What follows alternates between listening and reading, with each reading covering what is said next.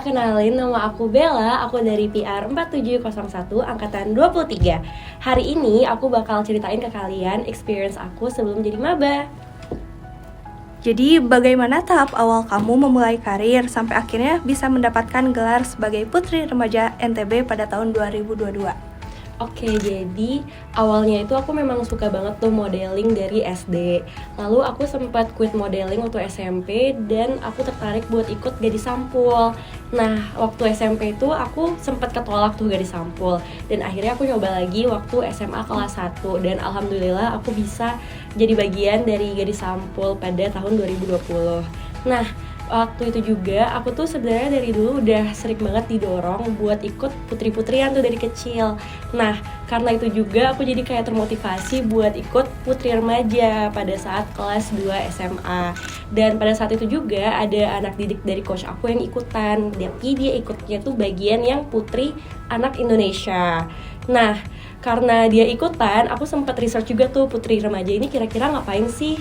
Dan ternyata putri remaja ini adalah sebuah ajang pageant untuk kita para remaja yang tidak hanya mencari looks, tapi mereka juga melihat advokasi kita, behavior kita, dan juga apakah kita bisa menginspirasi juga.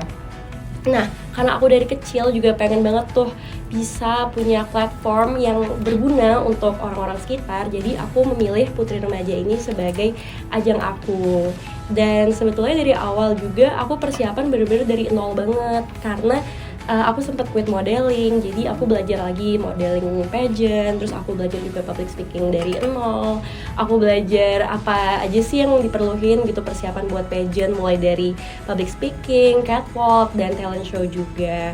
Dan alhamdulillah usaha nggak mengkhianati hasil ya, jadinya aku bisa jadi bagian dari Putri Remaja tahun 2022 dan mendapatkan gelar di nasional sebagai Putri Remaja Indonesia Intelligentsia 2022.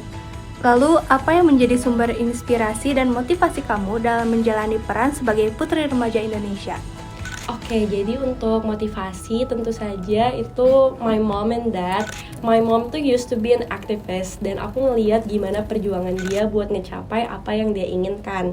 Nah, dari situ aku juga terinspirasi untuk jadi orang yang berguna dan ngelakuin semua itu dari hati seperti ibu aku. Motivasi aku tuh buat tetap konsisten adalah orang tua aku, karena aku benar-benar pengen banget ngeliat mereka tuh senang dan aku senang ngeliat mereka bangga sama achievement aku. Selain itu juga aku pengen banget ngewujudin mimpi-mimpi aku yang dari kecil. Sama kayak tadi, dari kecil aku selalu didorong untuk ikut pageant dan alhamdulillah aku bisa menjadi salah satu bagian dari keluarga pageant tersebut. Bagaimana kamu menghadapi tantangan dan kritik yang mungkin kamu terima sebagai public figure? Untuk tantangan menurut aku semua hal itu pasti ada tantangannya masing-masing. Justru dari tantangan itu menurut aku malah menjadi motivasi aku dan menjadi sebuah pelajaran juga buat aku ke depannya. Dari tantangan-tantangan itu kalau gak ada, aku rasa aku gak bakal bisa menjadi apa yang aku sekarang. Dan untuk kritik, menurut aku kritik itu kita ambil positifnya dan buang negatifnya aja. Mana kritik yang bisa membangun aku, yang bisa memotivasi aku, pasti bakal aku ambil. Dan kritik yang justru ngebuat aku down bakal aku jadiin pelajaran aja dan gak bakal aku ambil. Apa rencana yang ingin kamu raih atau kembangkan dalam karir kamu ke depannya? Untuk kedepannya tentu saja kayak aku bakal tetap berkecimpung di dunia pageant dan aku mau ngembangin lagi skill public speaking aku, karena aku rasa public speaking itu sangat berguna juga untuk di kehidupan kita sehari-hari. Bagaimana cara kamu untuk membagi waktu antara kuliah dan kesibukan kamu saat ini? Untuk membagi kesibukan, sebenarnya aku dari SMP itu udah menjadi pribadi yang aktif di luar maupun di dalam sekolah juga. Dari situ aku belajar gimana caranya manage waktu.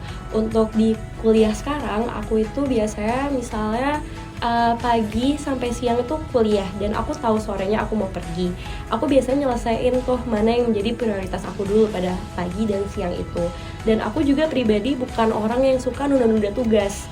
Jadi aku rasa kalau misalnya nanti aku bakal main tuh waktu sore, aku pasti bakal nyelesain dulu tugas-tugas aku pada waktu pagi atau siang hari itu. Jadi sebenarnya lebih ke tahu mana prioritas aja sih. Dari profesi kamu nih yang seorang model, gimana sih cara membangun personal branding yang baik? Menurut aku personal branding itu datang dari diri kita sendiri. Kita nggak bisa seakan-akan ingin membuat image kita tuh seperti ini, tapi sebenarnya kita tuh nggak kayak gitu. Jadi menurut aku personal branding itu datang dari diri kita sendiri.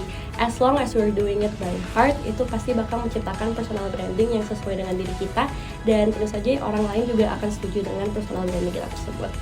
Oke, jadi buat teman-teman yang sekarang lagi berjuang untuk meraih mimpinya, semangat ya. Aku tahu proses kita tuh susah banget dan panjang banget, tapi aku percaya at the end kita semua pasti bakal menikmati hasil dari proses kita tersebut. Jadi semangat ya.